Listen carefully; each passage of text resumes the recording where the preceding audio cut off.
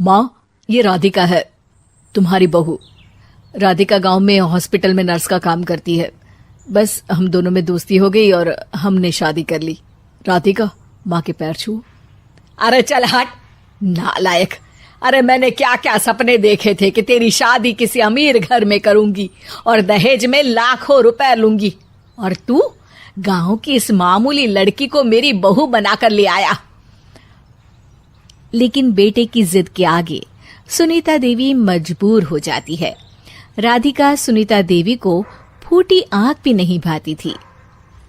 तुम चिंता मत करो भाग्यवान, हम दोनों मिलकर अपनी बहू को इतना सताएंगे कि वो हमसे तंग आकर ये घर छोड़कर चली जाएगी। फिर हम अपने बेटे की शादी किसी बड़े सेठ की बेटी से कर देंगे, ठीक है? अगले दिन सुनीता देवी अपने बेटे का कमरा साफ कर रही होती है। तभी बहू के सामान में उसे एक बड़ी बड़ी मूंछों वाले आदमी की तस्वीर दिखाई देती है और उसके कंधे पर एक बड़ी सी बंदूक टंगी होती है। तस्वीर के नीचे लिखा होता है डाकू मंगल सिंह। ये किसकी तस्वीर है बहू? ये मेरे पिताजी की तस्वीर है। बस फिर क्या था। ये सुनते ही सुनीता देवी के हाथ पैर कांपने लगते हैं।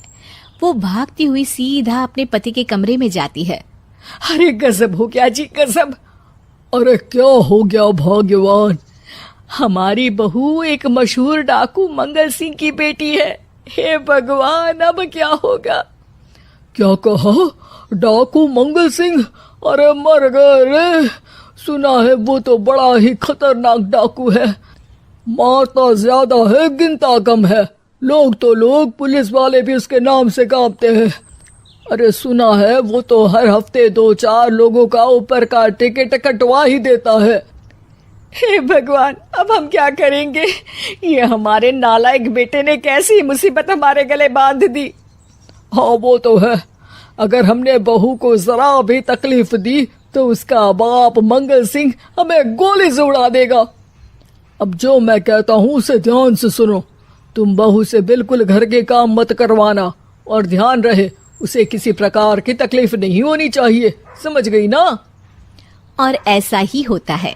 अगले दिन सुनीता देवी रसोई में खाना बना रही होती है कि तभी, ये क्या माँ जी, मेरे रहते आप खाना बना रही हैं?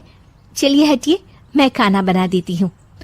अरे नहीं नहीं बहू, तू यहाँ क्यों आ गई? जा तू अपने कमरे में जाकर आराम कर, मैं खाना बना लूंगी। सुनीता देवी जिद करके राधिका को भेज देती है। फिर एक दिन, अरे फर्श पर कितनी धूल जमी है, माँ जी देखेंगी तो नाराज हो जाएंगी, मैं अभी यहाँ पोछा लगा देती हूँ।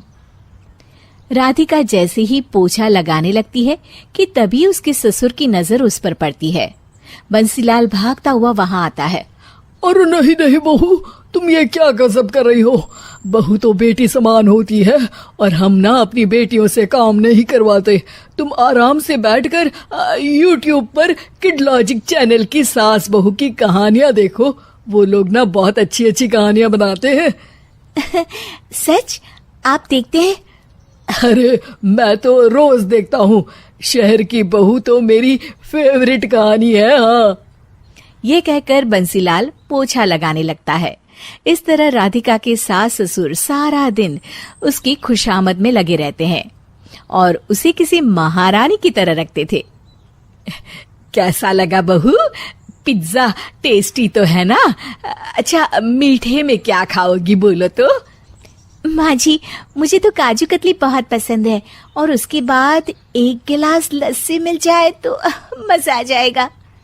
ये सुनते ही सुनीता देवी अपने पति को कोहनी मारते हुए कहती है, अरे सुना नहीं बहू क्या मांग रही है? जल्दी से भागकर बाजार जाइए और सब खरीद कर ले आइए। हाँ हाँ भाग्यवान, अभी जाता हूँ। राधिका की तो 5 उंगलियां घी में थी। वो तो अपने ससुराल में मजे कर रही थी। दूसरी तरफ राधिका की सास उसके लिए कभी नई साड़ी खरीद लाती तो कभी उसके लिए नए गहने बनवा देती। फिर एक दिन डाकू मंगल सिंह अपनी बेटी राधिका से मिलने अपने आदमियों के साथ आता है। उन सबको देखते ही राधिका के सास ससुर डर के मारे कांपने लगते हैं। मर गया रे। डाकू मंगल सिंह तो सच में कितना डरावना दिखता है, ऊपर से इतनी बड़ी बंदूक लेकर घूमता है। कैसे हैं समधी जी? क्या हुआ? आप इतना घबरा क्यों रहे हैं? और आपको इतना पसीना क्यों आ रहा है? आपकी तबीयत तो ठीक है ना? जी अभी तक तो ठीक है, पर लगता है बहुत जल्द खराब होने वाली है। क्या कहा आपने? जी कुछ नहीं, बताइए बताइए कैसे आना हुआ। दरअसल आज आपके शहर में हमारी नाटंकी मंडली का प्रोग्राम है, तो इसी बहाने सोचा बेटी का ससुराल भी देखता चलूं। ये सुनते ही राधिका के सास ससुर हैरान हो जाते हैं। क्या कहा? आप नौटंकी में काम करते हैं? हाँ माँ जी, पिताजी डाकू की एक्टिंग बहुत अच्छी करते हैं, उन्हें तो कई अवार्ड भी मिल चुके हैं। और ये बंदूक, ये तो असली लगती है। तभी राधिका के पिताजी अपनी नकली मूंछ निकालते हुए कहते हैं, इस मूंछ की तरह यह बंदूक भी नकली है। ये तो छर्रे वाली बंदूक है, इससे तो मैंने आज तक चिड़िया भी नहीं मारी। और खोदा पहाड़ और निकला चूहा। इसका बाप तो मामूली नौटंकी वाला निकला, और हम इससे डर कर बहू की नौकरों की तरह सेवा कर रहे थे।